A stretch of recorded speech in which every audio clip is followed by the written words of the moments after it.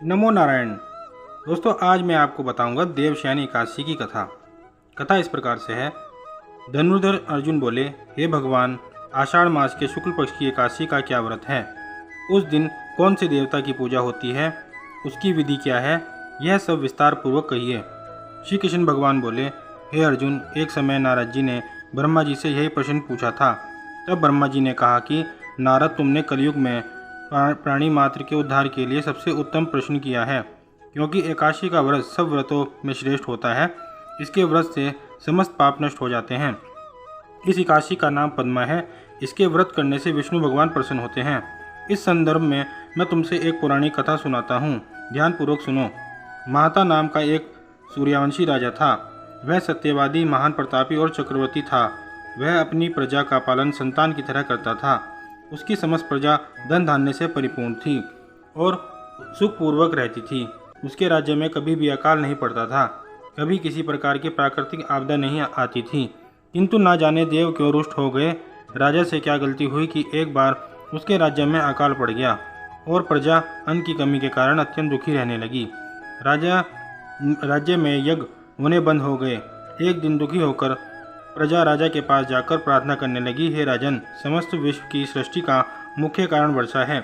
इसी वर्षा के अभाव से राज्य में अकाल पड़ गया है और अकाल से प्रजा मर रही है। हे भूपति, आप कोई ऐसा उपाय कीजिए जिससे हम लोगों का दुख दूर हो जाए। यदि शीघ्र ही अकाल से छुटकारा न मिला तो विवश होकर प्रजा को किसी दूसरे राज्य में शरण लेनी होगी। इस पर राजा मानवता बोले, आप लोग ठीक कह रहे हैं। वर्षा न होने से आप लोग बहुत दुखी हैं। राजा के पापों के कारण ही प्रजा को दुख भोगना पड़ता है।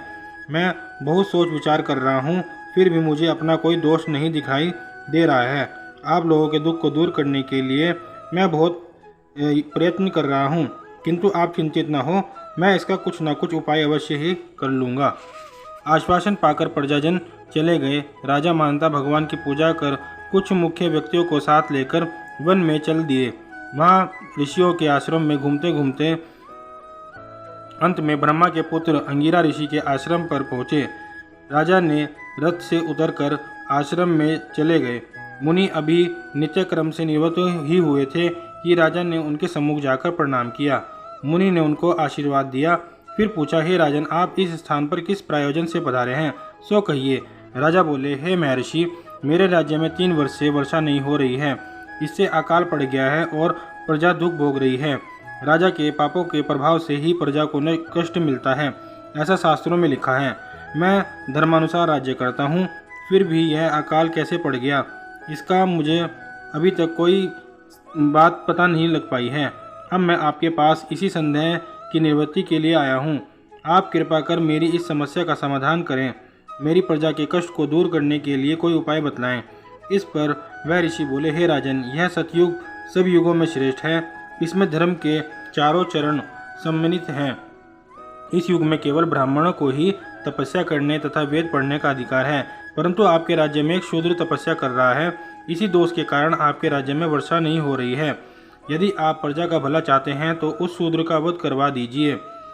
जब तक ऐसा नहीं करेंगे तब तक आपका राज्य अकाल की पीड़ा से मुक्त नहीं हो पाएगा।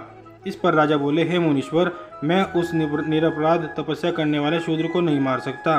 किसी निर्दोष मनुष्य की हत्या करना मेरे नियमों के विरुद्ध है और मेरी आत्मा इसे मुझे कभी भी स्वीकार नहीं करने देगी। आप इस दोष को दूर करने का कोई दूसरा उपाय बतलाइए। तब ऋषि बोले, हे राजन, यदि तुम ऐसा ही चाहते हो तो आषाढ़ मास के शुक्ल पक्ष की पद्मा नाम की एकादशी का विधि पूर्वक व्रत करो। इस व्रत के प्रभाव से तुम्हारे राज्य में वर्षा होगी और प्रजा भी पूर्व की भांति सुख पाएगी, क्योंकि इस एकादशी का व्रत सिद्धियों को देने वाला और उपद्रवों को शांत करने वाला है। मुनि के इन वचनों को सुनकर राजा अपने नगर को वापस आया और विधि पूर्वक पद्मा एकादशी व्रत किया। उसके प्रभाव से राज्य में वर्षा हुई और मनुष्यों को सुख पहुंचा। इस एकादशी को देवशयनी एकादशी भी कहते हैं। इस व्रत के करने से विष्णु भगवान प्रसन्न होते हैं। अतः मोक्ष की इच्छा रखने वाले मनुष्यों को एकादशी का व्रत करना चाहिए। चातुर्मास्य व्रत भी इसी एकादशी के व्रत से शुरू किया जाता है। बोलो विष्णु भगवान की जय।